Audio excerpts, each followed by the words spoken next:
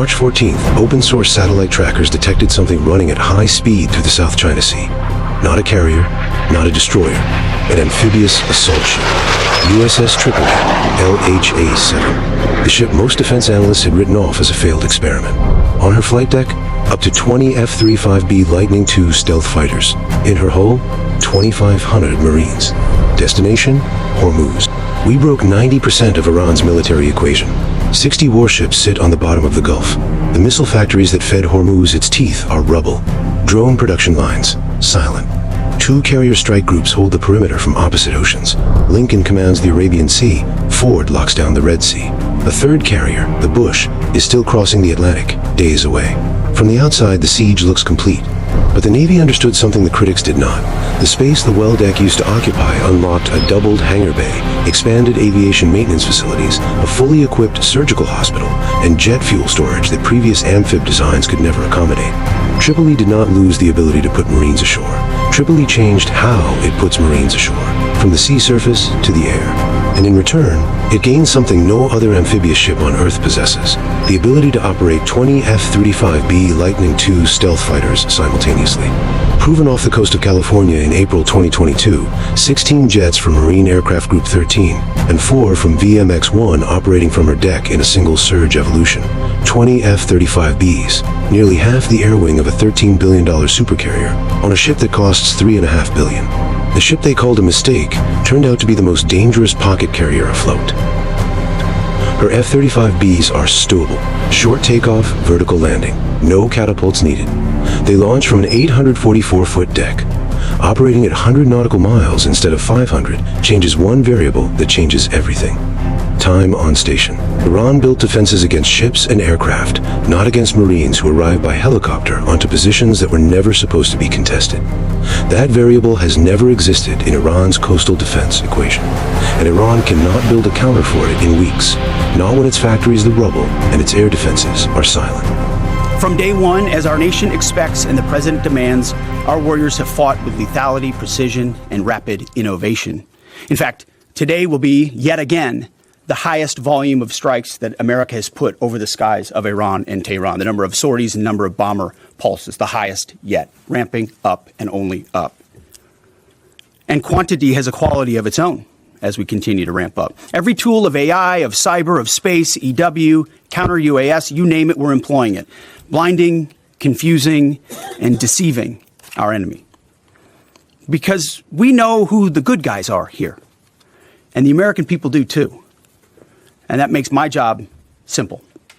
I serve God, the troops, the country, the Constitution, and the President of the United States, and answer only to those. All in service of victory on the battlefield and the military objectives that we've laid out from day one. Defeat the missiles, missile launchers, and defense industrial base, which I laid out today. Defeat the Navy and deny Iran the ability to have a nuclear weapon. Clear, decisive, achievable. And Admiral Cooper knows, the CENTCOM commander who we spent a couple of hours with last night, that in pursuit of those objectives, we have his back in every way. His commanders know that, and so do the troops in harm's way. Admiral Cooper gets what he needs, the assets, the authorities, the munitions, you name it. We will stop at nothing to win. War is hell. War is chaos. And as we saw yesterday with the tragic crash of our KC-135 tanker, bad things can happen. American heroes, all of them. And as I have with all of them, as we have, we will greet those heroes at Dover, and their sacrifice will only recommit us to the resolve of this mission. But war in this context and in pursuit of peace is necessary. Our military is the greatest in the world, with the greatest equipment and the greatest people in the world. Nobody's ever seen anything like it.